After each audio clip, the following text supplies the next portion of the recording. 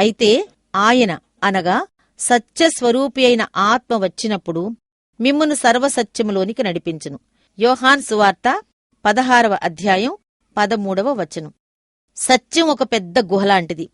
అందులోకి ఆశతో ప్రవేశిస్తాం, కాని ఎవరి సహాయం లేకుండా మనం అందులో అటూ ఇటూ సంచరించలేం.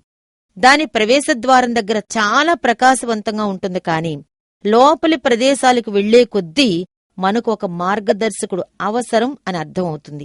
మార్గదర్శకుడు మనతో లేకపోతే ఆ గుహలో దారి తప్పిపోయే అవకాశం ఉంది.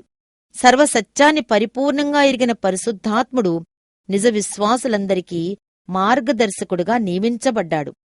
విశ్వాసులు ఎంత లోపలికి రాగలరో అంత లోపలి ప్రాంతాలకు ఒక గదిలో నుండి మరొక గదిలోనికి నడిపిస్తూ ఉంటాడు. అప్పుడు వారు దేవుని మర్మాలను జాగ్రత్తగా పరిశీలిస్తారు. దేవుని మరుగైన విషయాలు వారికి విప్పి చెప్పబడతాయి. దీన మనసుతో సత్యాన్ని అన్వేషించే మనసుకు ఇది ఎంత మంచి వాగ్దానం! సత్యాన్ని తెలుసుకోవాలనే ఆశ మనకు ఉండబట్టి అందులోనికి ప్రవేశిస్తాం.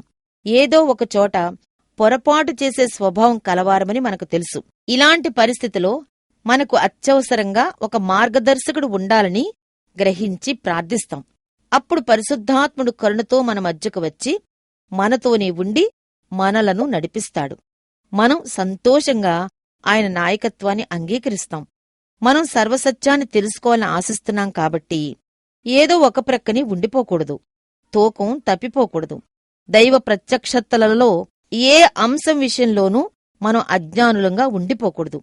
ఈ సూత్రం పాటించటంలో మనం జాగ్రత్త పడకపోతే ఏదైనా దీవెన పొందకుండా తప్పిపోయే ప్రమాదం ఉంది.